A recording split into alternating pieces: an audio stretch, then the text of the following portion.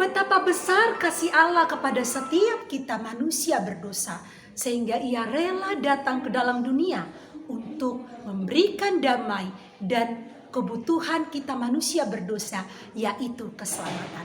Oleh karena itu, mari kita mempersiapkan hati kita mengikuti devotion. Kita akan memuji menyembah namanya dengan bernyanyi, Gita Sorga bergema, lahir Raja mulia.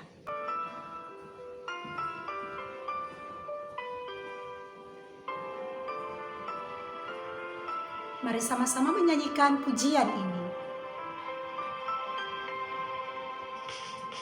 Gita sorga bergema, lahir Raja mulia, damai dan sejahtera turun dalam dunia.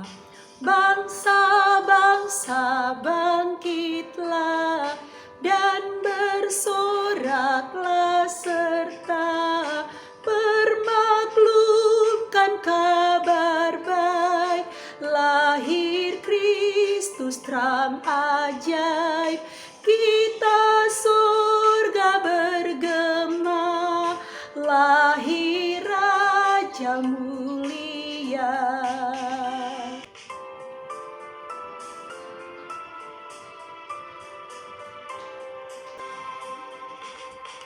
Yang di sorga disembah, Kristus Raja yang bakal lahir dalam dunia, dan Maria bundanya dalam daging dikenal, firman Allah yang kekal dalam anak yang kecil. Nyatalah Immanuel, kita surga bergema, lahir Raja mulia. Mari anak-anak, tundukkan kepala, lipat tangan, tutup mata, kita berdoa. Bapa di dalam surga, kami bersyukur ya Tuhan, pada pagi hari ini Tuhan masih memberikan kami kesempatan dan kekuatan baru. Terima kasih buat anugerah-Mu ya Bapa. Saat ini kami mau mempersiapkan hati kami untuk mengikuti devotion. Tuhan pimpin kami supaya kami dapat memuji memuliakan Tuhan dengan segenap hati dan dengar-dengaran akan kebenaran firman Allah. Tolong kami ya Tuhan supaya menjadi anak-anak yang memuliakan Tuhan. Terpujilah nama-Mu ya Bapa. Di dalam nama Tuhan Yesus Kristus kami berdoa dan mengucap syukur. Amin. Mari kita ucapkan ayat hafalan pada minggu ini yang tertulis di Matius 1 ayat 23. Sesungguhnya anak darah itu akan mengandung dan melahirkan seorang anak laki-laki, dan mereka akan menamakan dia Immanuel, yang berarti Allah menyertai kita. In English, Matthew 1 verse 23. A virgin shall be with a child and shall bring forth a son, and they shall call his name Immanuel, which being impaired is God with us. Mari kita persiapkan hati kita untuk mendengarkan firman Tuhan. Tundukkan kepala, tutup mata, lipat tangan, kita berdoa. Terima kasih ya Tuhan buat kebaikan Tuhan di dalam hidup kami. Sampai pada pagi hari ini Tuhan masih memberikan kami kesehatan dan kekuatan baru. Sebentar lagi kami mau belajar dari firman Tuhan. Tuhan tolong supaya kami dapat mengerti firman-Mu dan kami menjadi pelaku-pelaku firman Tuhan. Tolonglah kami ya Tuhan. Terpujilah nama-Mu, di dalam nama Tuhan Yesus Kristus kami berdoa dan mengucap syukur. Amin. Sampai hari ini kita masih dapat menikmati setiap kebutuhan kita. Itu semua karena kebaikan Allah di dalam hidup kita. Hari ini kita akan mendengarkan firman Tuhan dengan tema Yesus memberi makan 4.000 orang. Firman Tuhan terambil dari kitab Matius 15 ayat 32 sampai 39 dan Markus 8 ayat 1 sampai 10. Tujuan dari kebenaran firman Tuhan untuk meyakinkan dan mengajar kita bahwa Yesus mengetahui kebutuhan manusia. Selama Yesus ada di bumi, Yesus selalu mengajar banyak orang dan sering sekali dia diikuti dan dikerumuni oleh banyak orang. Kali ini Yesus dikelilingi oleh penduduk Dekapolis. Artinya mereka adalah orang-orang yang belum percaya kepada Tuhan Yesus. Dulu mereka mendesak supaya Yesus segera meninggalkan daerah mereka. Ternyata selang 6 bulan mereka memiliki perubahan terhadap Yesus. Melalui kesembuhan dari seorang yang kerasukan setan, ternyata membawa perubahan bagi penduduk Dekapolis berpendapat tentang siapa Yesus. Sekarang mereka sudah berdesak-desakan untuk mendengar pengajaran yang disampaikan oleh Yesus. Sudah 3 hari mereka mendengarkan pengajaran Yesus. Mereka lupa pulang ke rumahnya. Pada hari yang ketiga, Yesus ingin berangkat dari situ. Tetapi Yesus tidak tega dan tidak sampai hati menyuruh mereka pulang. Karena mereka sudah merasa lapar karena sudah 3 hari mereka mengikuti Yesus. Yesus berkata, sudah 3 hari mereka mengikut aku dan mereka tidak mempunyai makanan. Lihatlah anak-anak, betapa Yesus peduli dan mengerti bahwa orang-orang tersebut sedang merasa lapar pada waktu itu. Betapa Yesus peduli akan setiap kebutuhan kita. Sehingga dia memanggil murid-muridnya untuk merundingkan apa yang akan mereka lakukan. Menyedihkan sekali anak-anak. Rupanya para murid-murid sudah lupa tentang tanda ajaib yang dilakukan Yesus, yaitu memberi makan 5.000 orang. Padahal peristiwa itu belum lama terjadi. Seharusnya mereka akan meminta kembali kepada Yesus untuk melakukan tanda ajaib itu. Malah para murid berkata, bagaimana mungkin kita dapat memberikan roti kepada sebanyak orang ini sampai kenyang? Mereka lupa akan tanda ajaib yang pernah dilakukan Yesus. Dulu mereka berkata bahwa mereka tidak punya uang untuk membeli roti untuk sebanyak orang itu. Karena pada waktu itu tempat tersebut dekat dengan kota, jadi ada roti, hanya saja uang mereka tidak cukup untuk membelinya.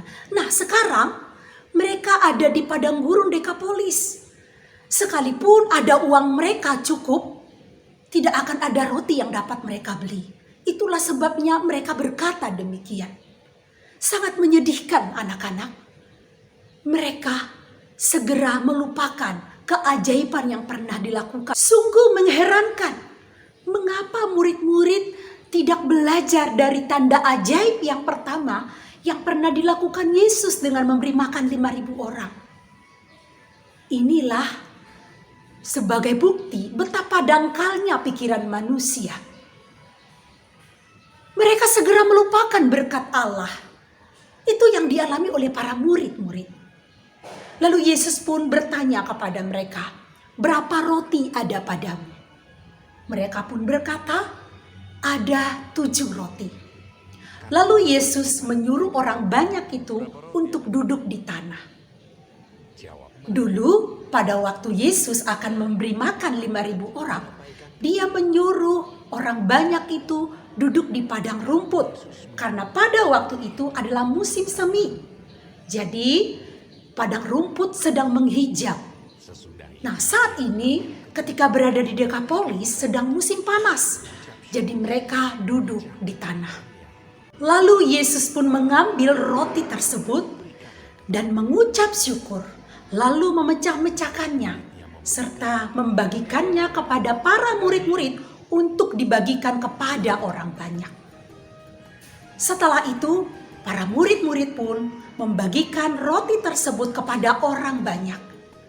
Kemudian Yesus pun mengambil ikan-ikan kecil, lalu mengucap syukur kepada Allah dan membagikannya kepada murid-murid untuk dibagikan kepada orang banyak. Dari peristiwa ini kita dapat melihat perbedaan dengan peristiwa ketika Yesus memberi makan 5.000 orang.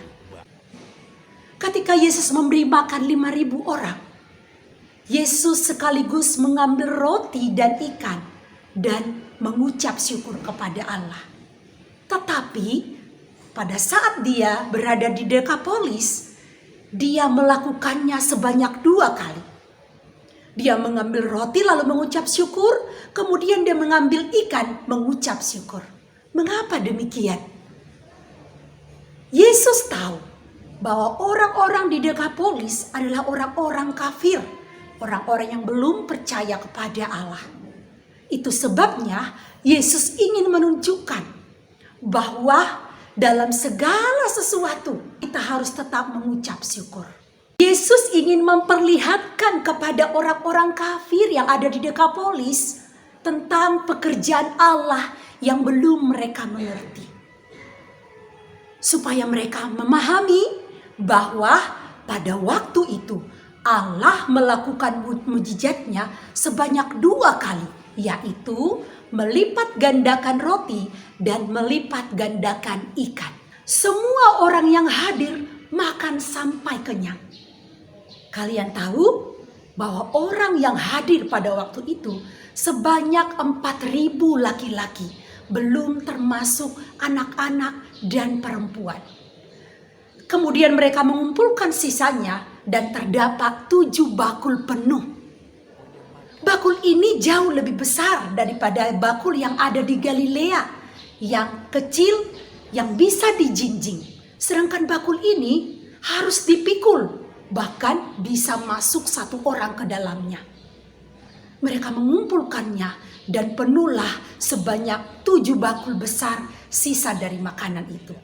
Kemudian Yesus pun menyuruh mereka pulang. Yesus sendiri naik perahu dan menyeberang ke daerah Magadan, yaitu di sebelah barat Danau Galilea. Anak-anakku, Yesus tahu kebutuhan kita dan ia tergerak oleh belas kasihannya. Mereka sudah mengikuti Yesus selama 3 hari untuk mendengarkan pengajarannya. Dan kini mereka membutuhkan roti untuk dapat mengenyangkan mereka. Yesus melakukan hal tersebut. Anak-anakku, Tuhan Yesus mengetahui dan mencukupkan setiap kebutuhan kita, baik jasmani maupun rohani. Setiap hari kita dapat menikmati untuk kebutuhan jasmani kita. Dan untuk kebutuhan rohani kita juga dapat memperolehnya dari Yesus Kristus yang sudah lahir untuk menebus dosa manusia, sehingga kita pun dapat memperoleh hidup yang kekal. Oleh karena itu, mari kita tetap percaya kepada Yesus, menyerahkan seluruh kebutuhan kita kepadanya, dan bersyukur karena Ia masih memberikan kita kebutuhan sampai pada saat ini. Amin. Mari anak-anak Miss, tundukkan kepala, lipat tangannya, tutup matanya, kita berdoa. Terima kasih ya Tuhan buat kebaikan Tuhan di dalam hidup kami. Melalui firman Tuhan yang sudah kami dengarkan saat ini, kami telah belajar bahwa Allah mencukupkan setiap kebutuhan kami, baik kebutuhan jasmani maupun rohani. Ajar kami untuk tetap percaya dan beriman kepada Yesus, karena di dalam Yesus segala kebutuhan kami akan tercukupi. Kami menyerahkan seluruh kegiatan kami hari ini. Tuhan tolong supaya kami dapat melakukan segala sesuatu untuk kemuliaan bagi nama Tuhan. Terpujilah nama-Mu ya Tuhan. Di dalam nama Tuhan Yesus Kristus kami berdoa dan mengucap syukur. Amin.